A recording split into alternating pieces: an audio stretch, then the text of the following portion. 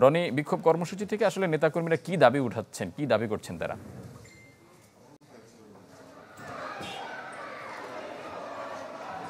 ফারুক, চট্টগ্রাম নগরীর ২ নম্বর গেট যে এলাকা, সেই এলাকায় দুপুর ১২টায় এখানে গণ অধিকার পরিষদের নেতাকর্মীরা তারা এখানে বিক্ষোভ কর্মসূচি পালন করছেন।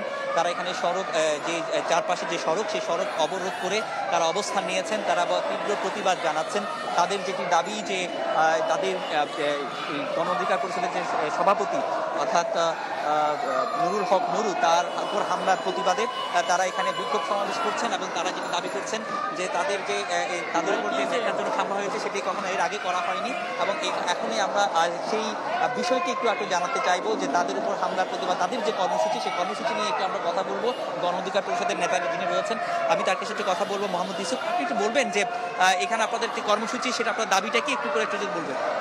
আমাদের দাবি একটাই, নুরুল হক নুরুর উপর যে ন্যাক্কারজনক পরিকল্পনা মাফিক সেনাবাহিনী এবং যৌথ বাহিনী যে হত্যার উদ্দেশ্যে পূর্ব পরিকল্পনা মাফিক যে হামলা করেছে, সেই হামলার আমরা তীব্র প্রতিবাদ জানাই এবং এটা সঠিক তদন্ত করে যারা দোষী সাব্যস্ত আছে তাদেরকে সরকার যেন সামনে নিয়ে আসে এবং তাদের যেন যথাযথ বিচার তারা যেন করে।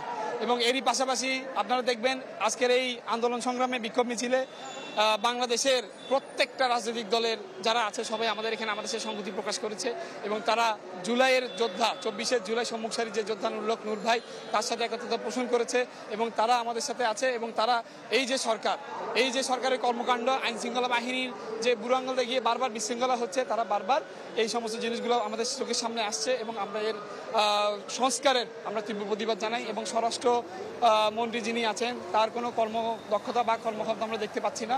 আমরা তার যেন ফাটাকিষ্ট টাইপের তার জন্য আমরা কর্মদক্ষতা দেখতে পারি, সেই আহ্বান আমরা এখান থেকে জানাচ্ছি।